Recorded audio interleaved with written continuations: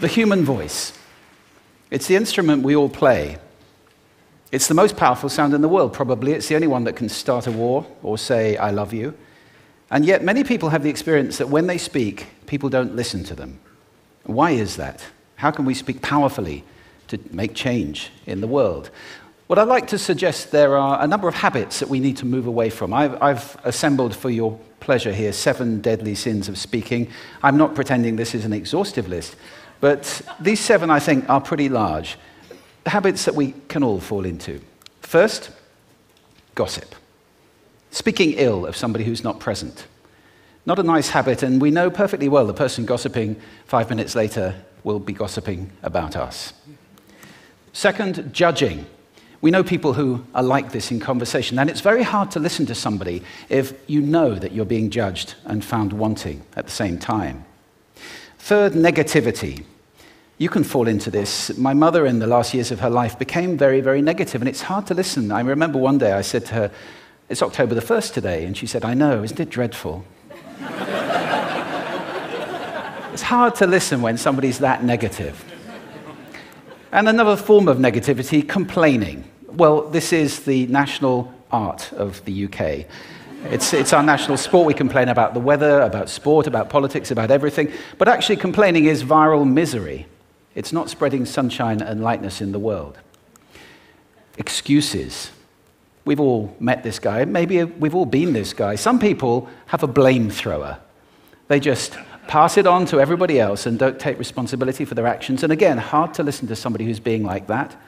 Penultimate, the 6th of the 7, embroidery, exaggeration. It demeans our language, actually, sometimes. For example, if I see something that really is awesome, what do I call it?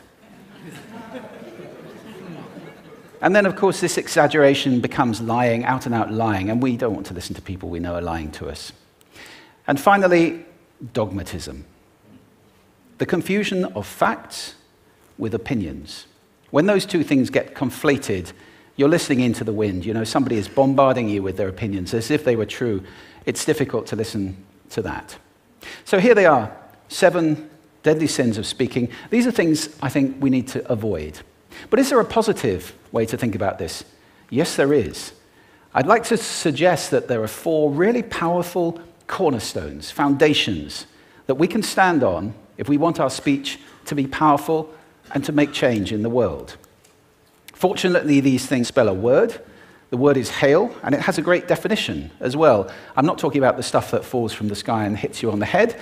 I'm talking about this definition, to greet or acclaim enthusiastically, which is, I think, how our words will be received if we stand on these 4 things. So what do they stand for?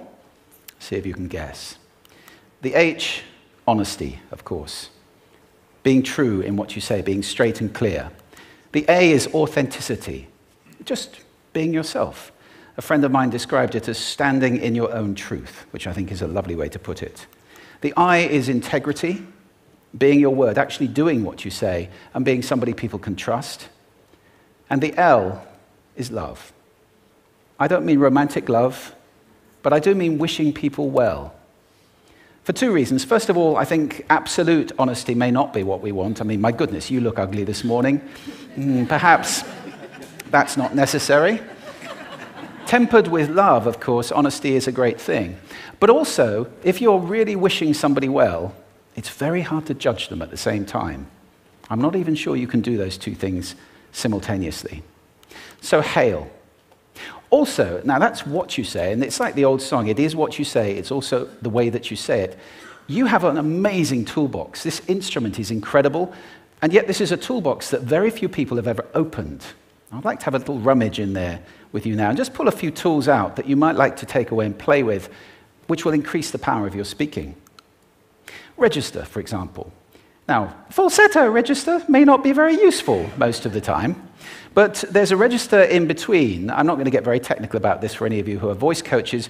You can locate your voice, however. So if I talk up here in my nose, you can hear the difference. If I go down here in my throat, which is where most of us speak from most of the time, but if you want weight, you need to go down here to the chest.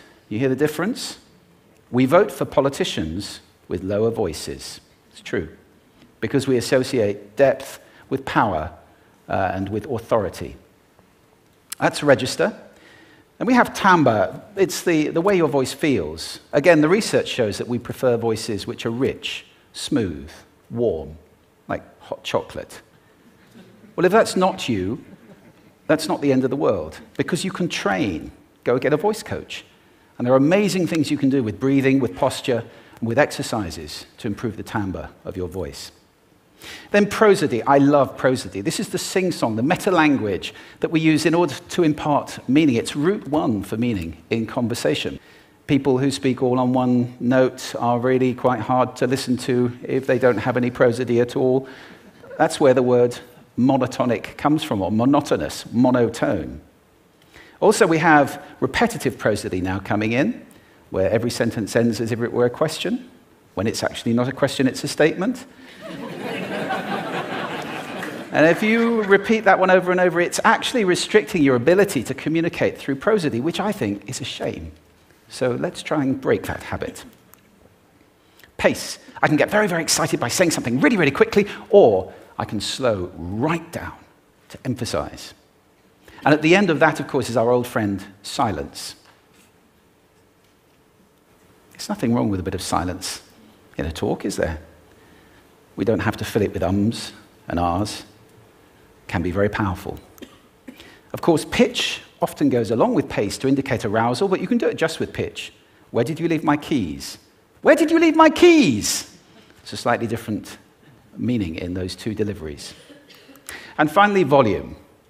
I can get really excited by using volume. Sorry about that if I startled anybody. Or I can have you really pay attention by getting very quiet. Some people broadcast the whole time. Try not to do that. That's called sodcasting. Imposing your sound on people around you carelessly and inconsiderately. Not nice. Of course, where this all comes into play most of all is when you've got something really important to do. It might be standing on a stage like this and giving a talk to people. It might be proposing marriage, asking for a raise, a wedding speech, whatever it is. If it's really important, you owe it to yourself to look at this toolbox and the engine that it's going to work on. And no engine works well without being warmed up. Warm up your voice. Actually, let me show you how to do that. Would you all like to stand up for a moment? I'm going to show you the 6 vocal warm-up exercises that I do before every talk I ever do. Anytime you're going to talk to anybody important, do these. First, arms up. Deep breath in and sigh out. Like that. One more time. Very good. Now we're going to warm up our lips, and we're going to go bop, bop, bop, bop, bop, bop, bop, bop. Very good. And now, just like when you were a kid. Now your lips should be coming alive. We're going to do the tongue next with exaggerated la, la, la, la, la, la, la, la, la. Beautiful. You're getting really good at this. And then roll an R. That's like champagne for the tongue. Finally, and if I can only do one, the pros call this the siren. It's really good. It starts with we and goes to or. The we is high, the or is low. So you go wee, or, wee. Fantastic. Give yourselves a round of applause. Take a seat. Thank you. Next time you speak, do those in advance. Now, let me just put this in context to close. This is a serious point here. This is where we are now, right? We speak not very well into people who simply aren't listening in an environment that's all about noise and bad acoustics. I have talked about that on this stage in different phases. What would the world be like if we were speaking powerfully to people who are listening consciously in environments which were actually fit for purpose? Or to make that a bit larger, what would the world be like if we were creating sound consciously and consuming sound consciously and designing all our environments consciously for sound? That would be a world that does sound beautiful, and one where understanding would be the norm. And that is an idea worth spreading. Thank you. Thank you.